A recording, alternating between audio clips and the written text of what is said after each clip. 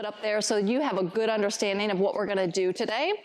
We're going to create a safe place to process. So what our goal is here during these sessions is to be as anonymous as possible, right? I really don't want to know the name of your brother-in-law that you're having a problem with or that kid that's just a problem. But we do want to create a safe place so we can have the dialogue around how do we handle certain life situations, because that's the goal, right? Is like we all are doing life and we all have circumstances that kind of suck sometimes, right? And we just got to acknowledge that it's challenging at times. We're going to go through what I call the 6 steps on how to have a difficult conversation. So really walking through like, what does step 1 look like? And so many times, have you guys ever been in what you would either consider a difficult conversation, either one that you're the receiver of or the deliverer of, and you go into these conversations and sometimes you throw up all over the person, right? Or they throw up all over you. And this is kind of the discussion today is what do we do? Like what's our role? What's our accountability before we go and have the conversation? So when we do that, we really end up changing the outcome of the conversation, which is super exciting. We'll reflect on the learning. So I have a worksheet that you guys can take and, we'll write some things down, take some time.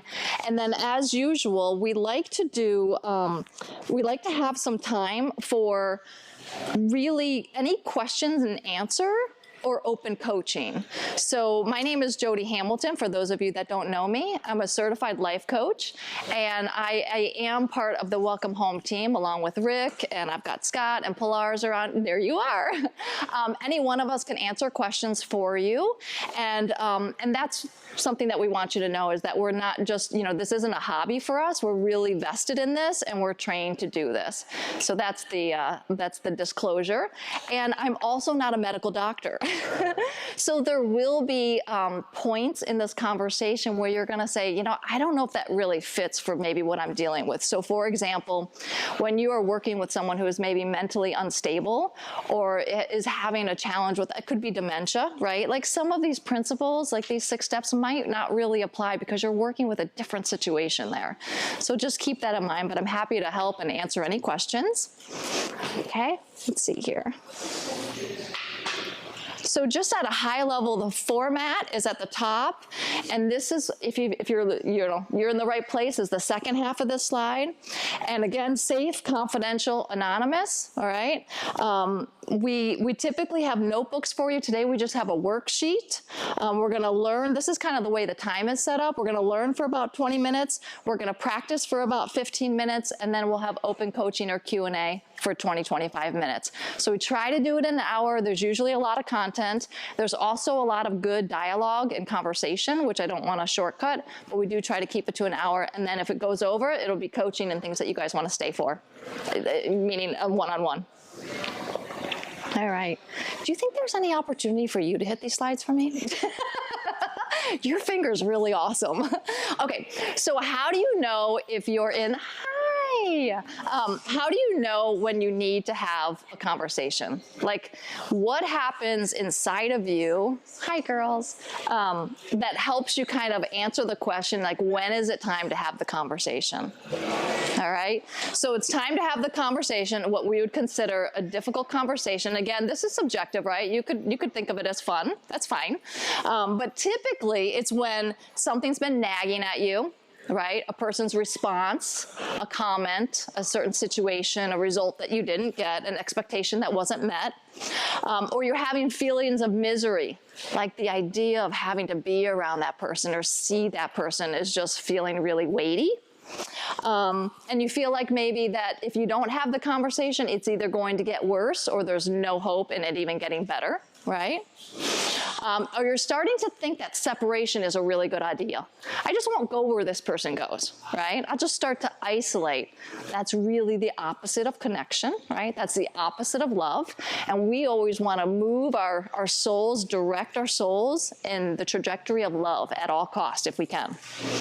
Are you ruminating on all the ways they've been wrong? and that you've been wronged, that's when you know it's time to have this difficult conversation. And lastly, you start talking about it to other people, like what this other person did, or dreaming about it. That's the best, right? You wake up and you're like, oh, I dreamt about it again, right? Like I had that hard time in that dream with that person and it's not going away. So this is when you know that you need to have the difficult conversation. Okay, so we're gonna start with our 6 steps. Are you ready? All right, so the first step, we're just gonna take a minute, okay? Now, I don't know if you guys noticed, but that one slide that we had up, which was the big white slide that had a couple of statements on the left, it said, we want you to think better, we want you to decide better, we want you to feel better, and then live better. That's really our vision for Welcome Home. And what's so, I think, different about that is the fact that we've got decide better in there, because that's what we believe is that when we take a minute to think differently, we actually have more decisions in front of us, and all of our agency comes from our decision making. If you think of it even from the biblical perspective, right? Like God didn't like, you know, not give the choice, right? In the garden, they had choices. You could eat from this tree, but this is what's going to happen. He didn't want them to. So the decision is always ours, and we get to then align ourselves accordingly based on our decisions. And when we know what decisions we have in front of us, we usually make better decisions because we're actually thoughtful about it. We're like, oh, I'm actually choosing this to isolate, for example, right? Or I'm choosing to step in love. All right, so decide before having the conversation if you really want to have the conversation. Like, don't do it because someone told you should. Don't do it because you know it's the Christian thing to do.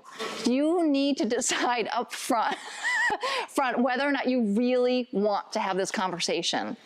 Because wanting to have this conversation will require you to step into your best version of you, okay? It's not gonna feel comfortable. It's not gonna feel easy. It's simple, but it doesn't feel good, right? It's gonna challenge you to grow. So you're gonna decide that up front. You're gonna ask yourself what your reason is for having the conversation, okay? And this is, I think, always a little telling, and it goes back to how do we care for our souls? There's so many times we move through life and we don't take a minute to really like identify like what's going on in us and what are our emotions saying, because it's really powerful. If we don't deal with our emotions, they just come back to sabotage. They're just always waiting to be acknowledged. So if you don't like something and you want someone to stop doing it, it's probably not a reason to have a conversation, okay? If you're offended and you want someone to apologize, it's probably not a reason to have a conversation. If you've had suffering and you want to make them feel bad, probably not a reason to have a conversation. Because those bullets are all about you. You're not taking into consideration the person that's sitting across the table from you and what really actually you have to offer in the conversation. So lastly, recognize before the conversation what you have control over. All of those sub-bullets that I read through there were all of the ways you want the other person or the circumstance to be different, which are all things you have no control over. So guess what you're going to be set up for? Pain, failure, a lot of disappointment. And this is what we do so many times. We're like, we're going to have a conversation with that person and this is what I'm going to do. And that's the throwing up all over people, right?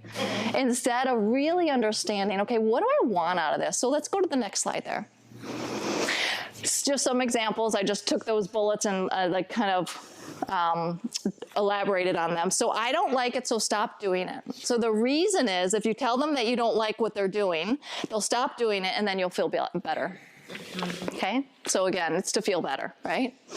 There's an offense with the apology. The reason that you're going to go and talk to them is because if you tell them, you might get an apology and then they'll feel bad, or you'll feel better because you told them, in air quotes, right?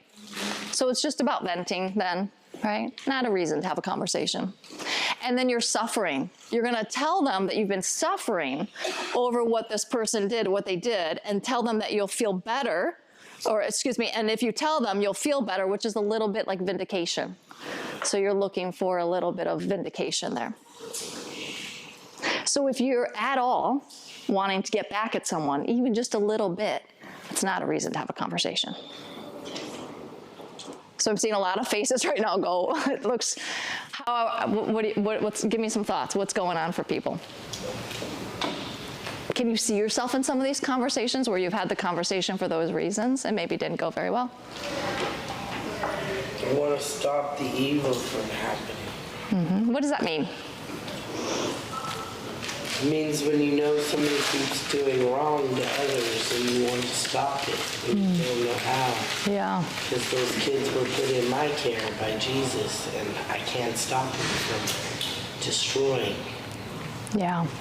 You definitely don't have control over anyone else but yourself. And I'm imagining if you work with Jesus on that, he'll give you some strategy. What were you going to say? One of my questions is, I relate to the my suffering. Like, I am constantly thinking about this thing that I want to address to my partner. Yeah. And it's not to make them feel bad. It's just to kind of be honest and open to because I'm definitely hiding something from my partner, you know? Yeah. And it's not really to make her feel better. It's just to in a way it is to make me feel better. But it's just it's just nagging at me you've told this person everything, or you have this one thing that you did that you don't want to tell them. Yeah. Because it might crumble the relationship. It might that it's just this fear of the unknown. Absolutely. And a lot of times we don't have the conversation because we're not sure how the other person's going to respond. So then we just don't have the conversation. And what we'll do is we'll go through what are the reason, the better reasons for having the conversation. What you're talking about sounds more like you're out of alignment with who you actually are by not sharing it. So you're right, it's not so much to make the person feel bad, but you know that it's actually probably creating a separation and some isolation. Yeah, and I know this person's past trauma, and I'm just adding to that trauma, which I don't want that person, because that person my partner has a history of mental health. Yeah. And stuff that happened in our past relationship is repeating, and I'm in a way in her life a new hope. Sure.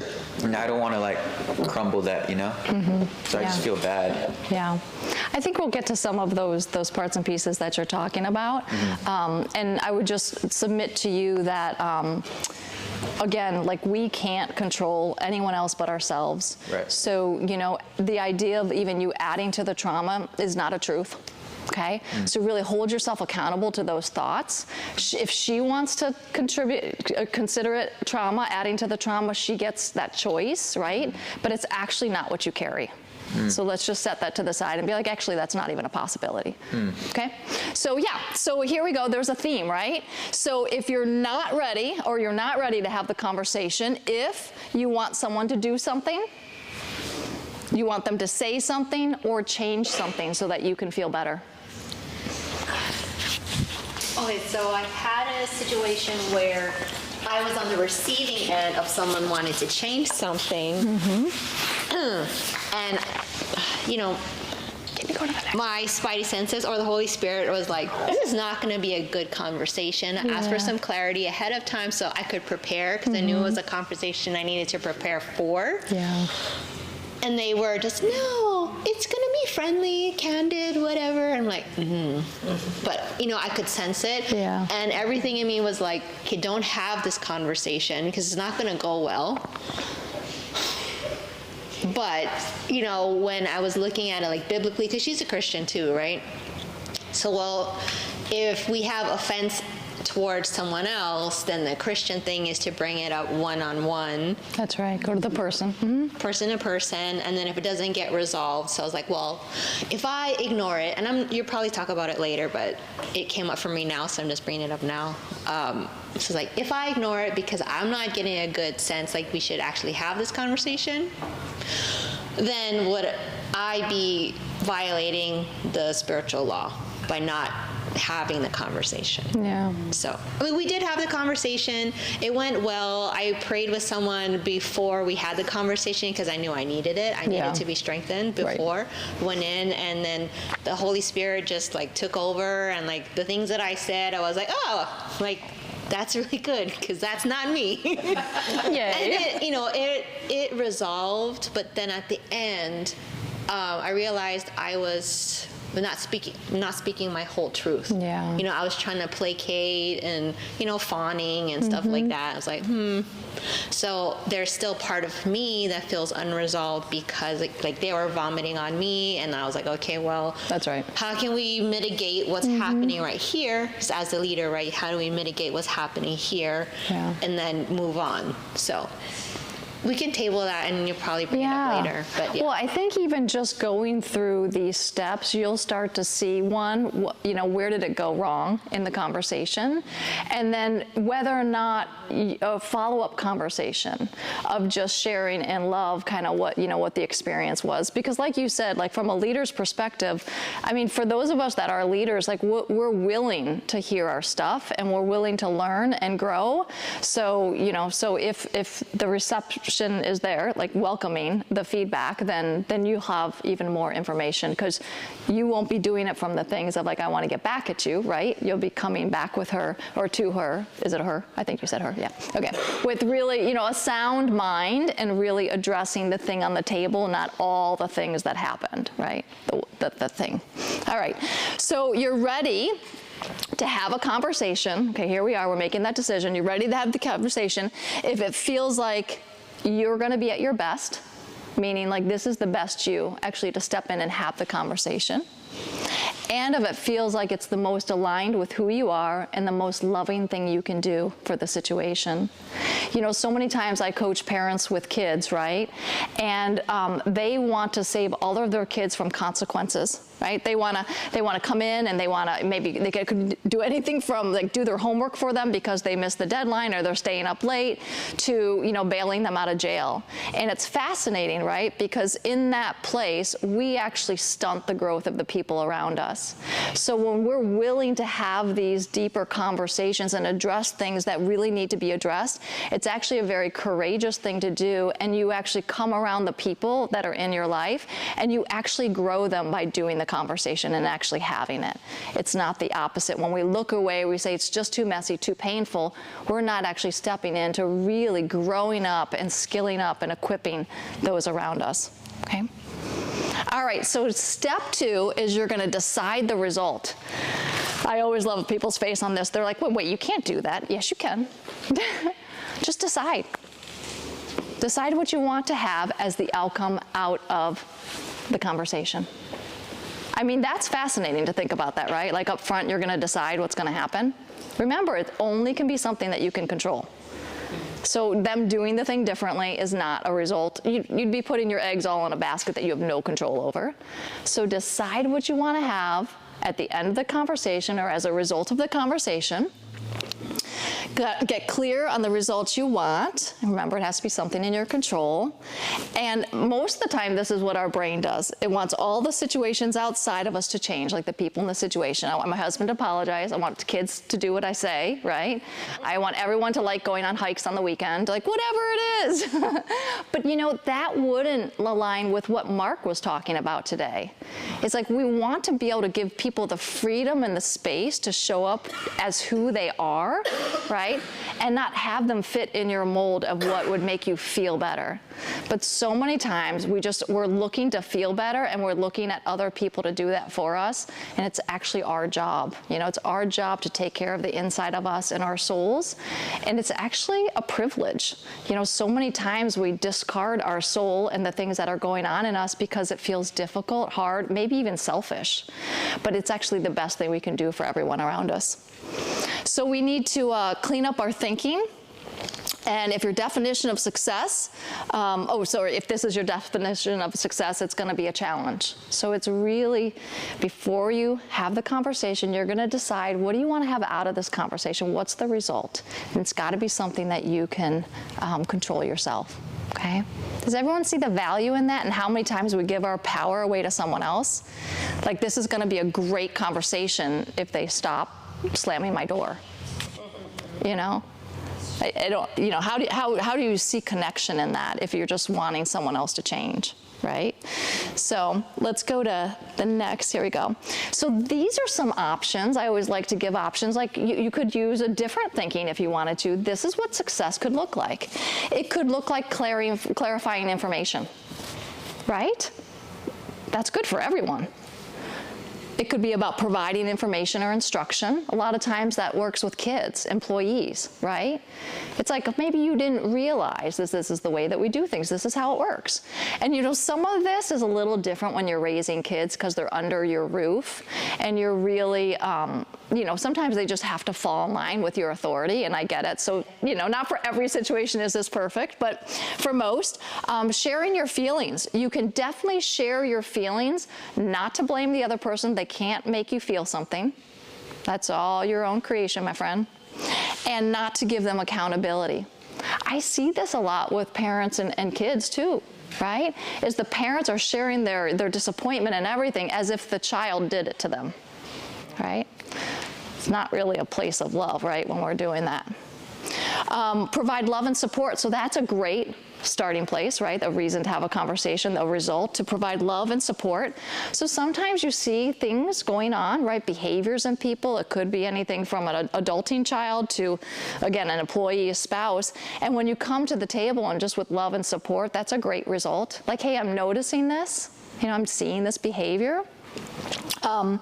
Making a request. You can make requests, right? That's within your control. Did you raise your hand or you just? It was a flag. Okay. I'm like, hello. So you can make a request. That's totally appropriate. There's no reason why you can't do that. You can create a safe place for them to share, right? How many times I don't know how you guys have operated in the past, but when you start having a conversation with someone and you just give them the opportunity to share what's going on, everything changes. There's freedom in the room when that happens because the grace is there, right? You're not coming with an agenda on how they have to be different.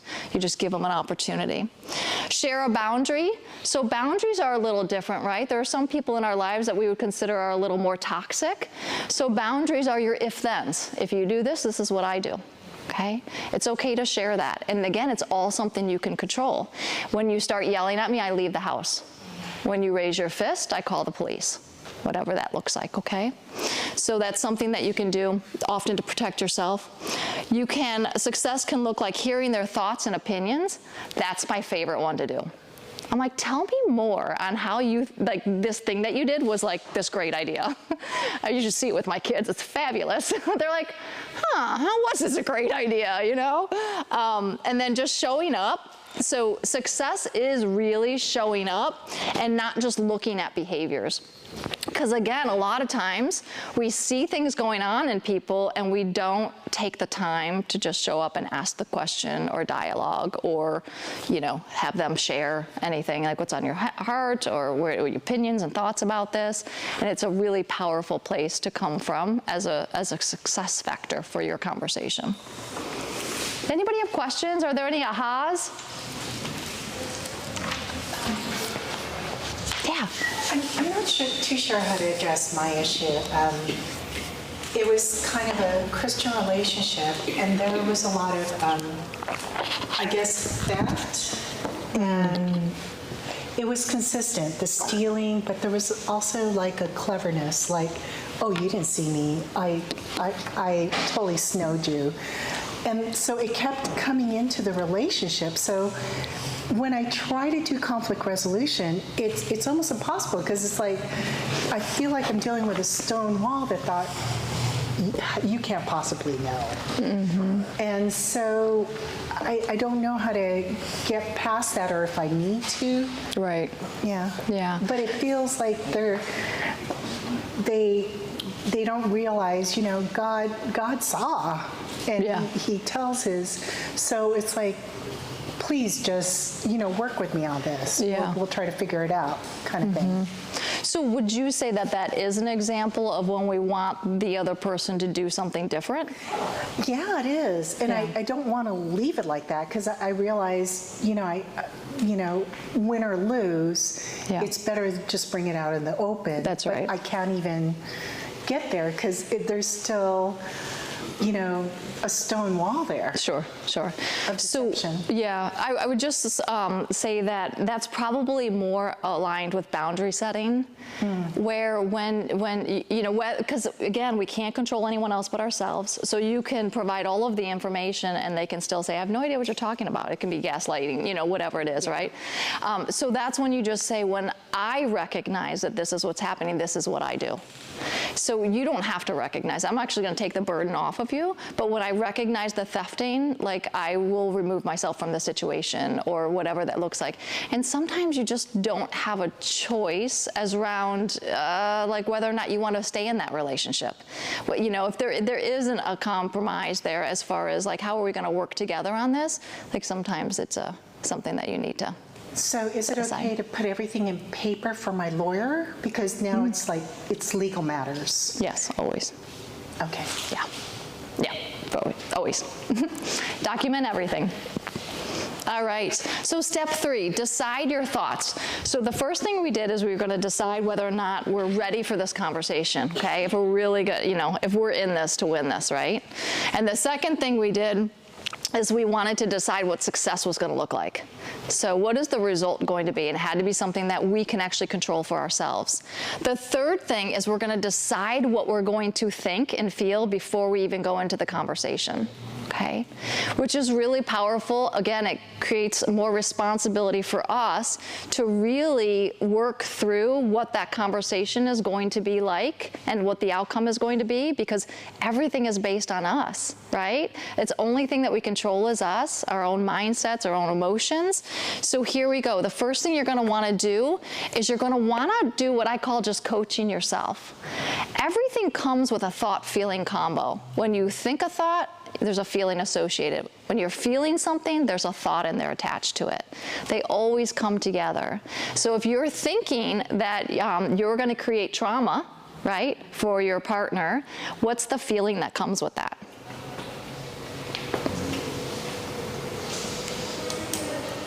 Guilt. Yeah. That's right.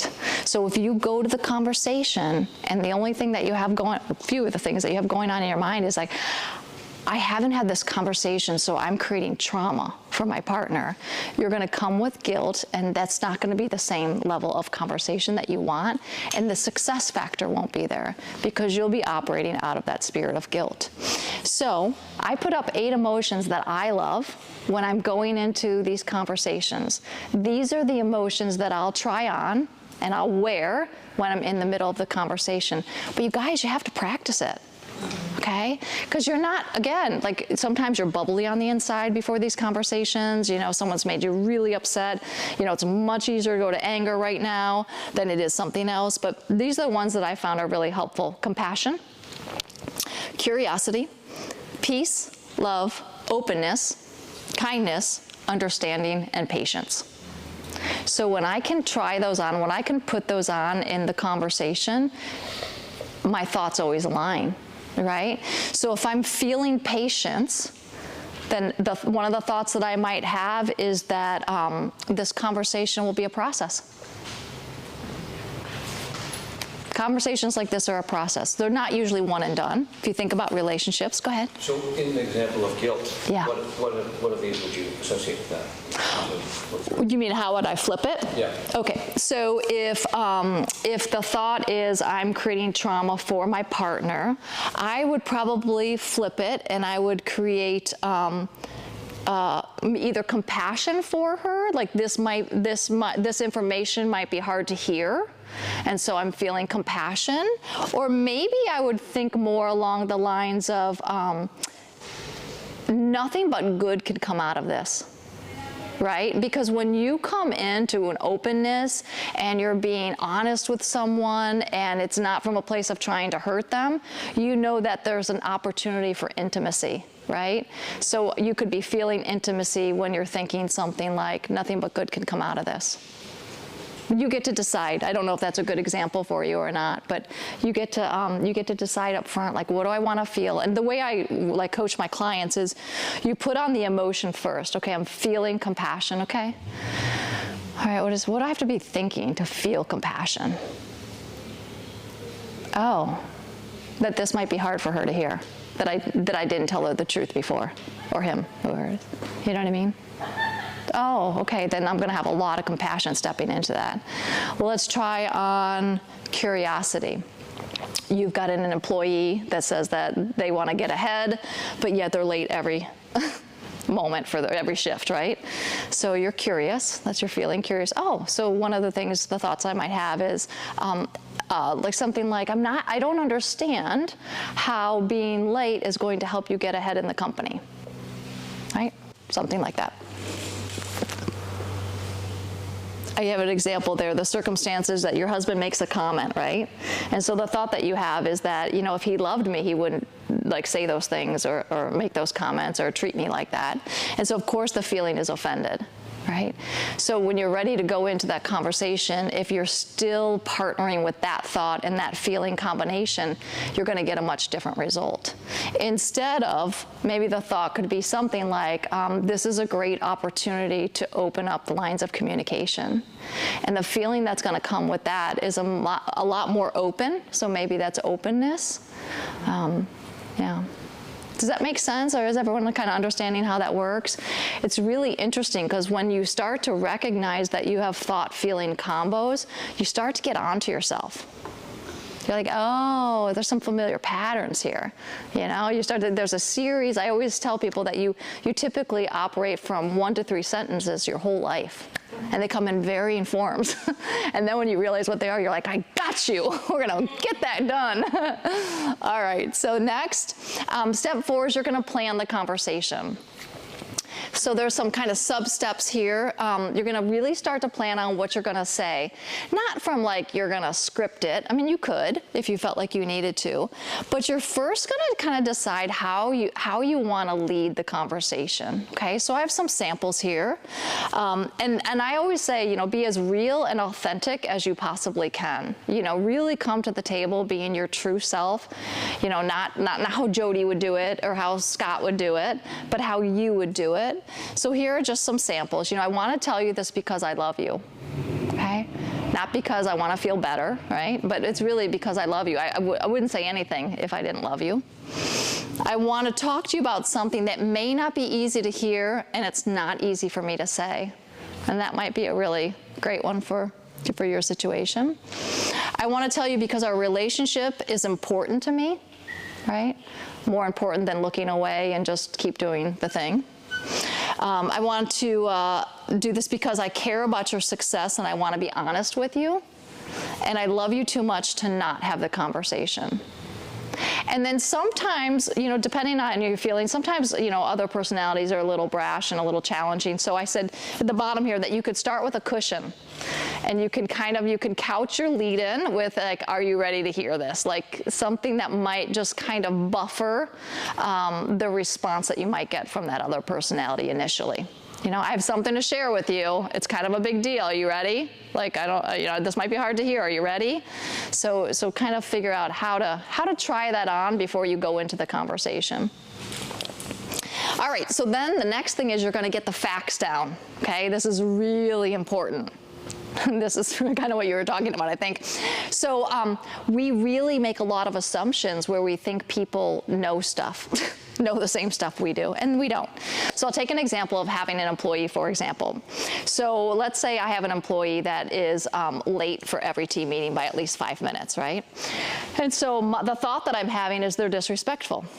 Well, my idea of disrespectful is going to be different than yours. It's going to be different from yours, right? So I need to clarify, what does disrespect look like? So this is where we need to get specific. So when we're talking to the person across the table, we need to say what it is that's challenging or a problem or hard, right? And then we have to be able to give some examples. Okay, it's the most fair thing to do, and it requires you to do a little bit of your work up front. All right, and that was the example that I have there with the be more respectful. I also love, I don't typically ever promote the feeling confusion as a helpful thing, but acting confused is really good in situations like these kinds of conversations.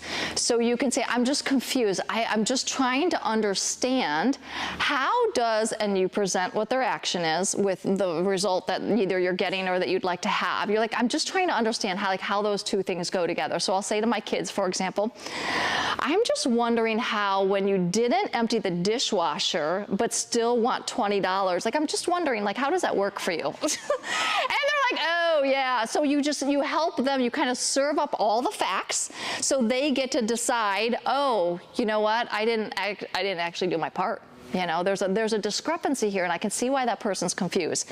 And then they help you figure it out by being part of the solution. Okay? Next slide. That's my husband, by the way. He gets those all the time. All right, so step 5 is you're going to practice the conversation. So you planned it, and now you're going to practice it. And one of the things that I've found, especially, you know, everyone has a different wiring and personality type. You know, some people are like, we're just going to have this conversation, and they're just, you know, brass tacks. Others are much more reserved. Like, this is challenging to do something confrontational, and really like being so vulnerable, if you will, like so, you know, visible and vulnerable. So the first step there is really making sure that you recommit to the decision. Because a one and done isn't probably going to be enough for some personalities. You have to recommit to why you're doing it. You're doing it from a place of love. You're doing it because you don't want them to be in a place of, let's say, like unknowing, like where maybe like trust would be broken if you didn't, you know, share the information. So really making sure that you commit to the reason why you're doing it. So why is it important to you? Secondly, you're going to role play, right? You're going to put on the desired thoughts and emotions. So try them out. I always tell people, I feel like the number 3 is so magical for so many reasons. Come up with 3 new thoughts about the conversation or about the person. And then find what feeling matches that thought. When you say that thought, what do you get? Okay, it's the feeling that you want. And then just practice that before the conversation. It's really, really helpful and powerful. Simple too, right? And then clean up any messy thinking. So work through your emotions and focus on what you can control. You know, you'll have those sneaky thoughts come back up that you just, you know, you're thinking they're fact, and they're not. You know, it's just your brain trying to protect you to not have the conversation, because having these conversations is actually really scary for the primal parts of our brain. It, you know, creates the butterflies in our stomach, the heart rate races. Last but not least, step 6, you're going to schedule it. Okay, you've done all the work up front. You've kind of figured out how you want to show up. You know what the best version of you is. You know what you can control and what you can't control. The most loving thing you can do is you can let the other person across the table be who they want to be. They can like flip you off after you tell them, right? What you want, or what you're, you know, what you're sharing. They can say, oh my gosh, I didn't know any of this. I will totally blah, blah, blah. It could be any response, but it's kind of sitting in alignment with who you are and who you were created to be allows you to have success no matter how that person responds to the conversation. Let's see here. I just wanted to add that even through the work, like everything gets easier with practice, but there's probably not very often any time where we say to ourselves, like, this is gonna be fun. Like, you know what I mean? Like, that's, you're not gonna, don't put too much weight on whether or not you're feeling the feelings of having the conversations, right? Like, it's probably not going to feel comfortable. It's not going to feel easy, right? So really make sure that you're practicing the thought-feeling combos, because that part of your soul that wants to just hide and stay in the cave is gonna be like, this is really scary and dangerous. So go from your peace level. You know, if you know that you're doing it for the right reasons, you know that you're not trying to control someone else, step courageously forward and start having the conversation. These are some thoughts that I find are really helpful. Everything works out for me. Okay? Just as you're preparing yourself for the conversation, everything always works out for me. Yeah. Only good can come from this. That's a great thought, right? They grow, I grow. I mean, there's lots of opportunity here. It's all happening for me, not to me. So many times we think about the circumstances and the situations in our life, and we're like, I can't believe this is happening to me. I always tell my kids, I'm like, you need to think like a Jew, because in the Jewish culture, they're always looking at how the circumstances for them. It's not a pity party. It's not woe is me. They're like, all right, Lord, why did you show it to me? What do you want me to learn from it?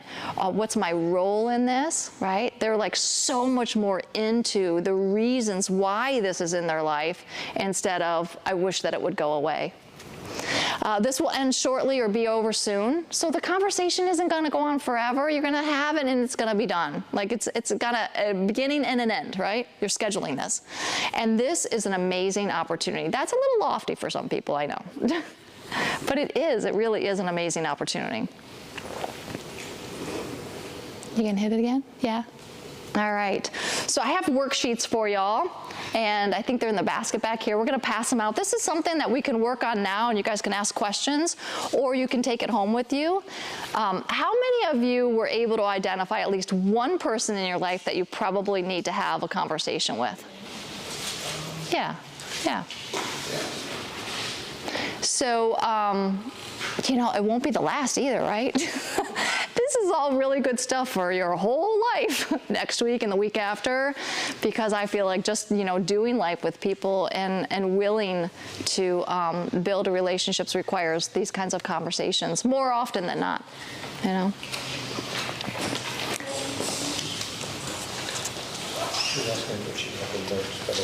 Presentation afterwards. I think we're going to post it. Yeah. Good. Yeah, so we're still figuring out the tech for Welcome Home as far as, with the website and everything, but we're hoping that we can post this recording online underneath the ministry page. So if you want to refer to it, send it to a friend, we can do that.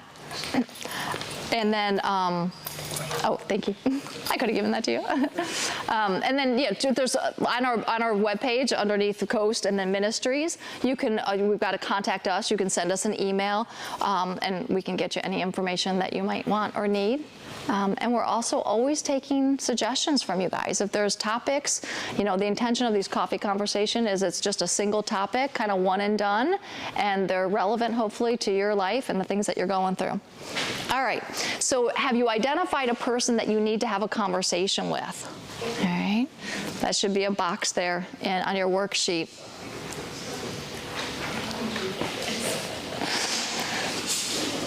And then start to work through, why do you want to have the conversation? Now that you know that a good reason to have a conversation is not so that you can control what the other person's doing. Why do you want to have this conversation? I don't have one in front of me. I'm going to pull that worksheet up overhead here. Yeah, thank you. Thank you.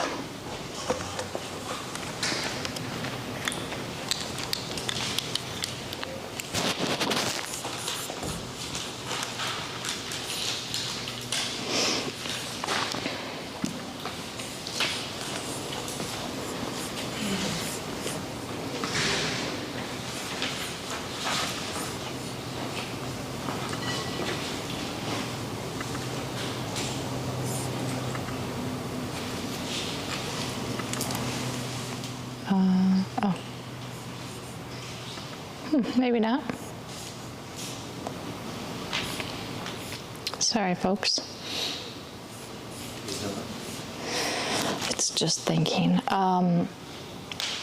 So on the left hand side, we've got the getting specific.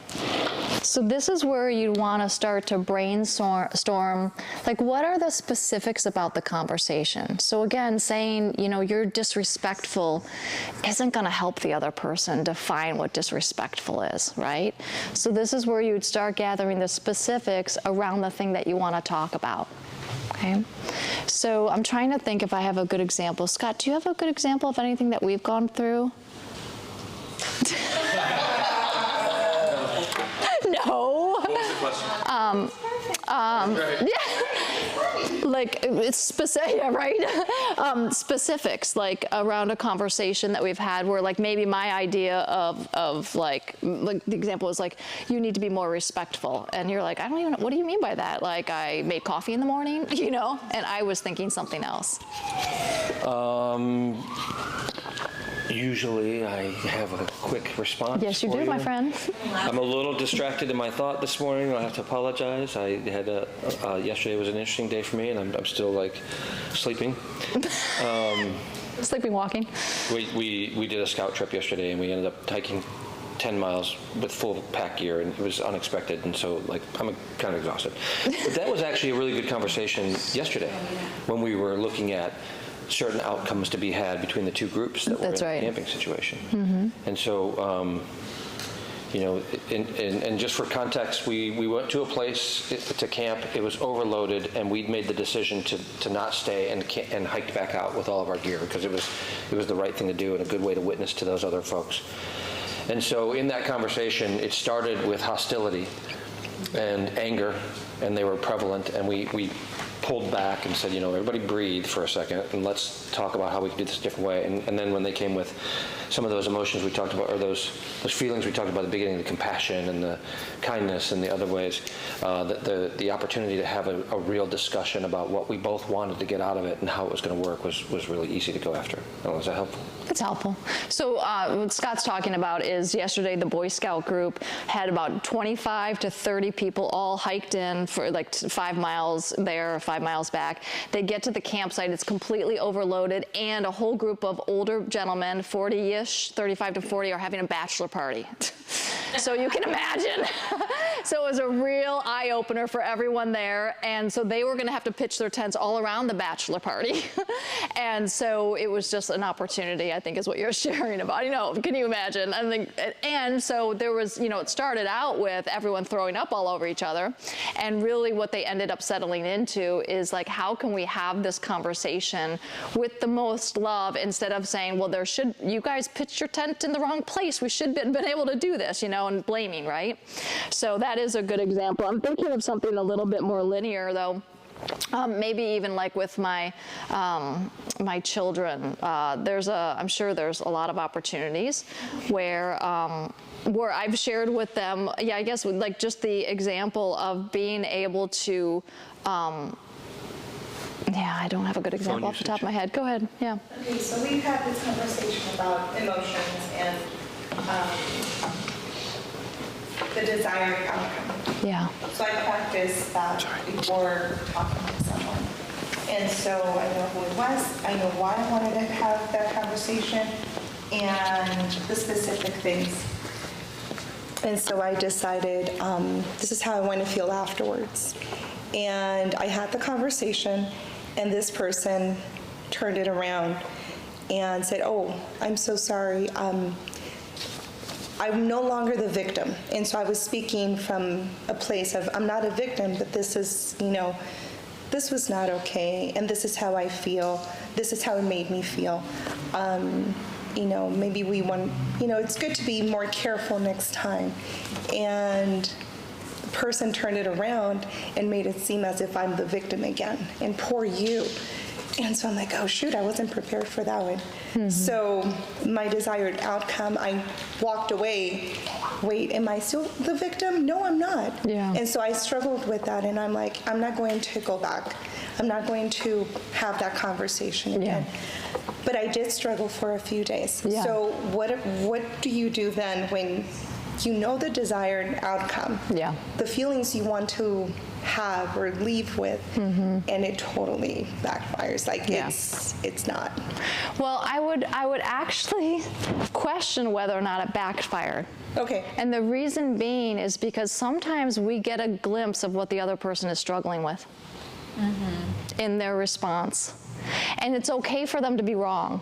So many times we want to prove things out, we want to get our way, we want to demand our rights, but really, like, probably the reason why you're having the conversation with the person in the first place is because there's a perspective that needs to, like, a little adjusting. And so when that person turns it around and makes it something that it's not, that's like, they get to do that. And it's unfortunate, right? Because what that tells me is they didn't practice active listening.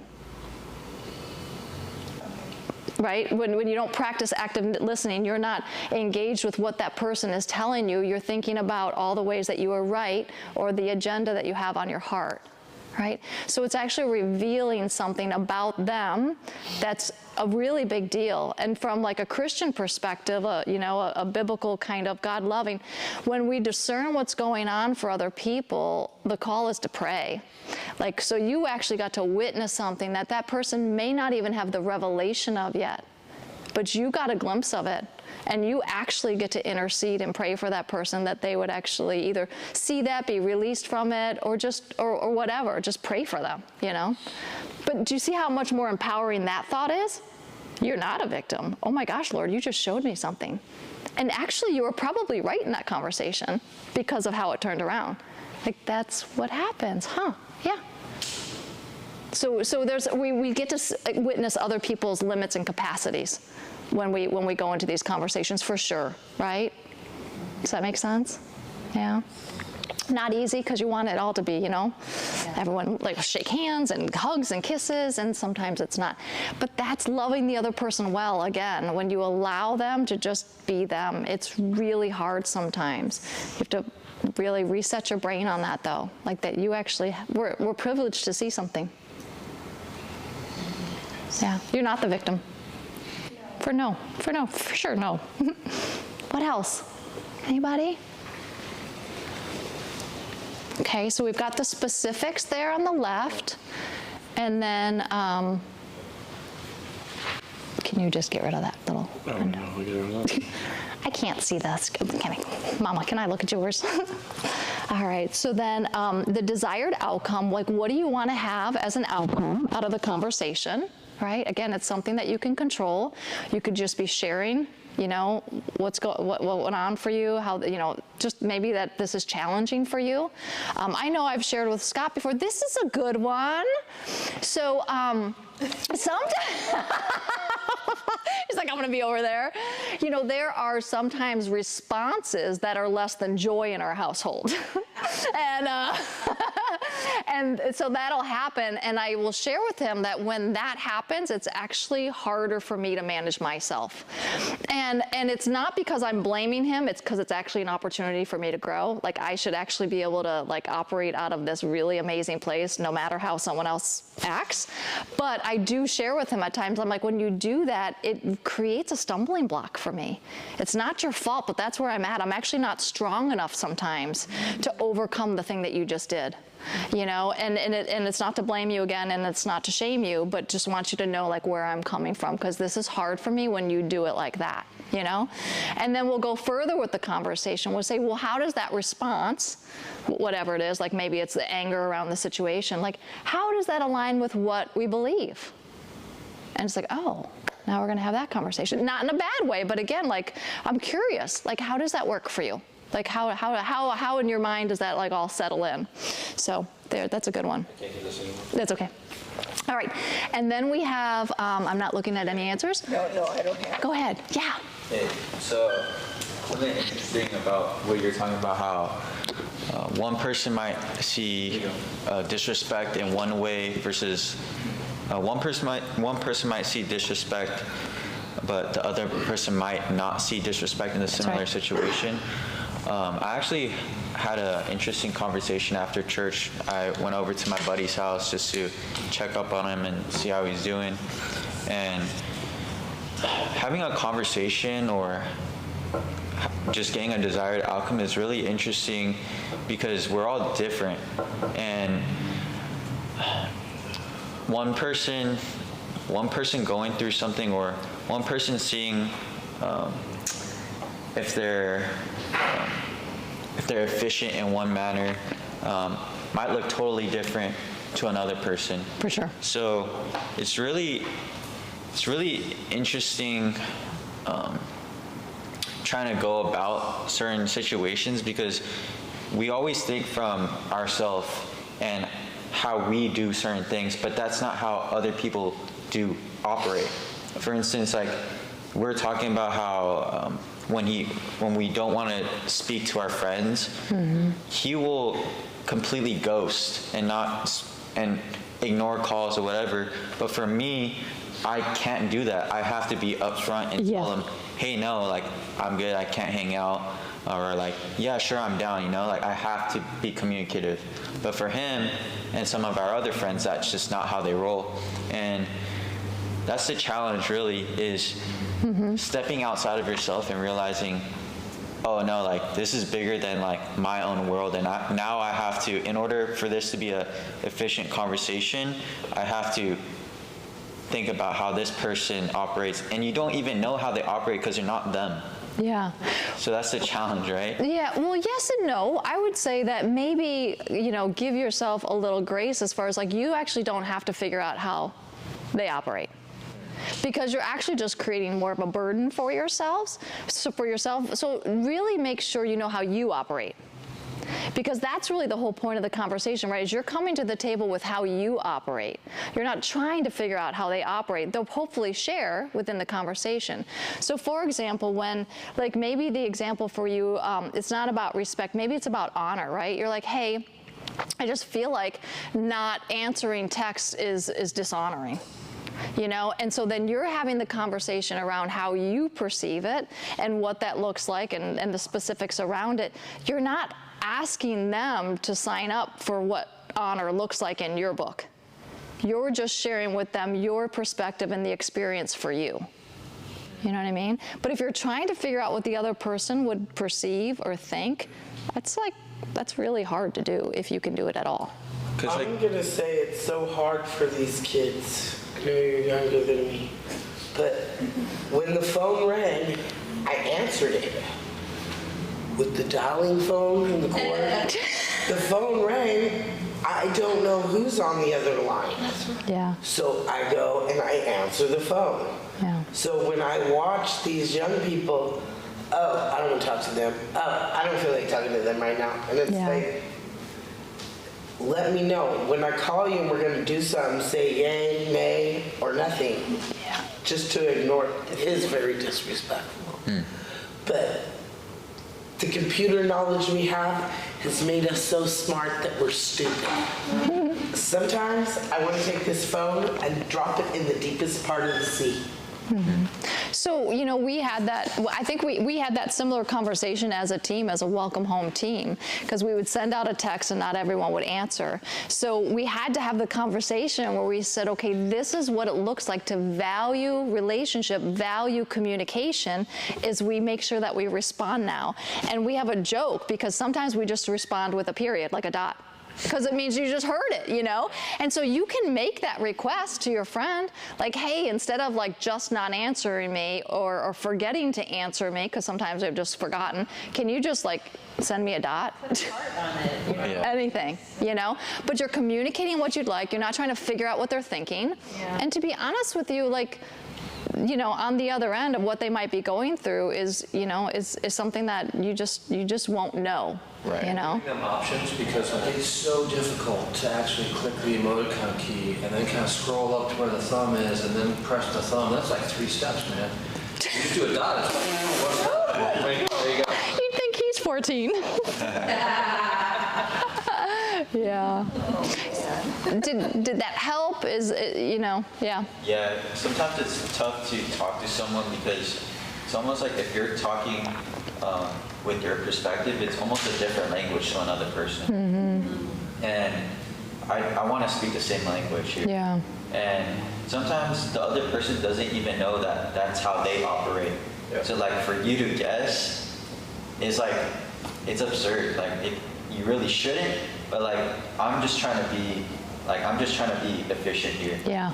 So like if I see that someone operates in a certain way and I could get the conversation rolling because that's what I noticed, like I'll bring it up, even if that's not their truth, even if that's not how they see themselves operating. Yeah. I don't know if that's right or wrong, but It's not bad, and you can always use that perspective of curiosity. When you see something that doesn't seem in alignment, you can just be curious about it, to start the conversation and have it. I think that's one of the things that you do that's really, really good, especially like with the kids and even with your oldest child, is that curiosity piece.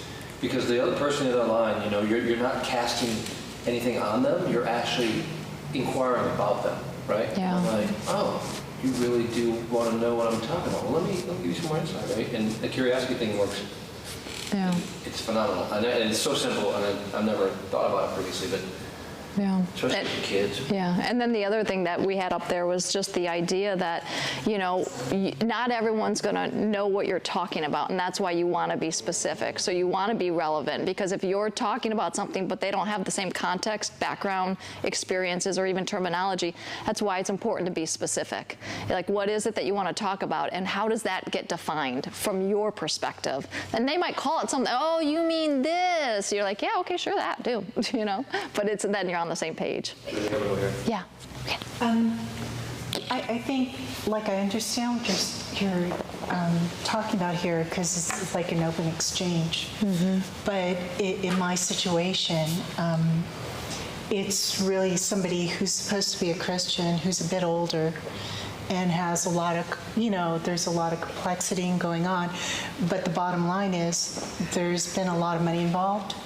There's been a lot of gaslighting and a lot of deception. But in a way, when you talk about that, when you talk with them, it's like they don't see it. Yeah. They think they're honorable in violating a contract.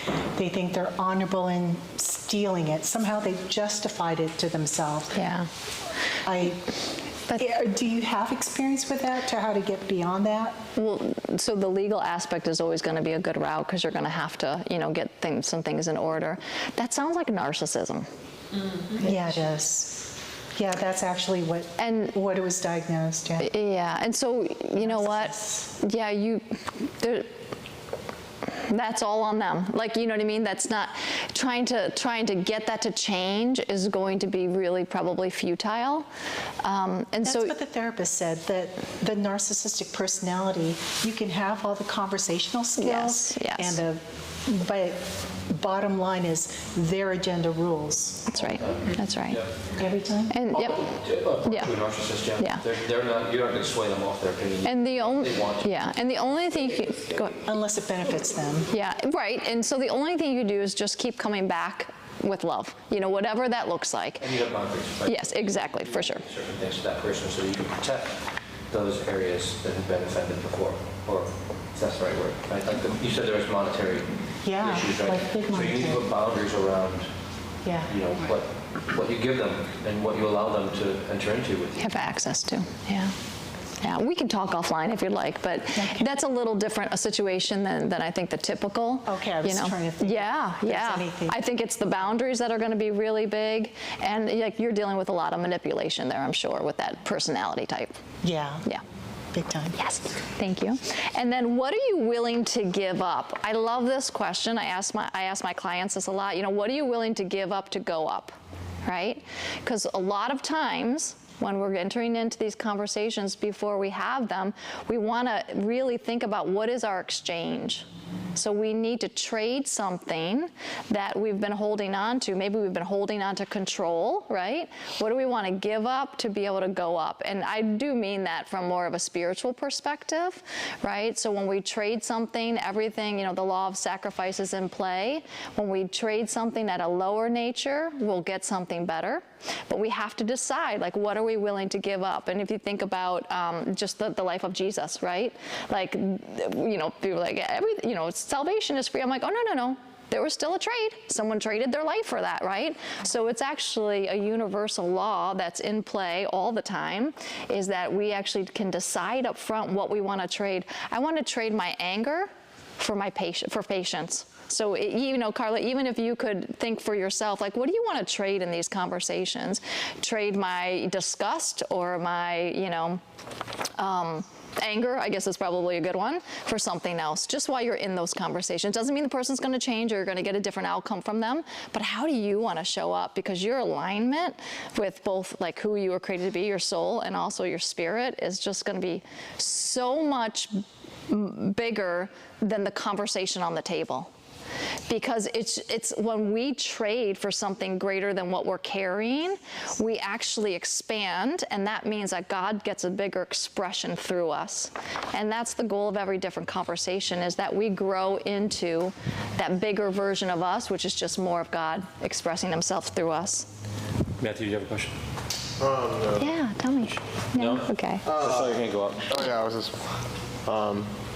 Thank you. I guess I do have one. When you're saying willing to give up, is it for the person that's having the conversation about that person? So for instance, I have a conversation that I've been wanting to bring up to a friend, a close friend, it's like a brother, and his response is always back in anger.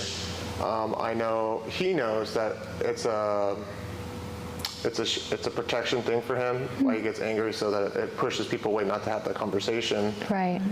Knowing that I'm a close friend of his, he doesn't get angry with me, but how do I go about it? Because I know that's, because I've known him for so long, how do I go about it to him with that anger? Like at the beginning you were saying, go on with those, put on those things like compassion, love, kindness. Yeah. And then they don't, it's hard for them not to go back in anger with you, because that's what they do. So how, like perspective on if they're coming at you in anger, maybe in some form of just for protection of for them not to want to have that hard conversation with the close person. Yeah. What is something like, because for me, I'll put on like kindness, like, hey, I'm your friend, I want the best for you. Yeah. But I don't want to necessarily like tell them, hey, you're doing wrong. I want them to know, because then that's not really them learning, because they're just like, oh, you're just telling me what to do. Yeah. I want them to ask the question. Yeah. For instance, ask them a question, then they tell me, oh yeah, maybe I should change this. Yeah, yeah. Well, so a couple of thoughts that you could try on is, one is they're doing the best they can. Because where a person's starting point is, we could wish it was different, and that's not helpful. We could actually like feel a little like condemnation around how they should be doing it different, right? Or you should be ashamed of the way you're acting. Like that's not helpful. Another thing that's helpful is like having the thought that rejected people reject. So when you've been rejected, when that's been a life that you've experienced, that's your response. And to me, when I think that about a person, that I can tell that that's what they're dealing with, the compassion is overwhelming, because now I'm expecting to be rejected in the conversation, because that's what they do. Right. And I'm still willing to lean in and be like, I bet you're gonna get mad at me. Watch this, And so your buffer conversation could be like, hey, I've got something I wanna share with you, and you're probably gonna get mad. Like, right, make a joke. Yeah, totally. And he'll be like, oh, that's funny. I don't get mad at you. Right. You're like, on Mondays. Yeah. Yeah, yeah. Anyone else? We're at 2:05. We did so good. Thank you. We're going to have all of our topics, you guys, out on our calendar. Again, Coast Ministries, welcome home. They're going to be to the point like this. Ask questions. Send us, feedback, thoughts, whatever you have. And hopefully, spread the word. We'd love to see more people sitting in on these conversations that are hopefully really relevant to doing life well and loving our souls. All right. Thanks, you guys. Have a great Sunday. Thank you. Thank you. That's so good.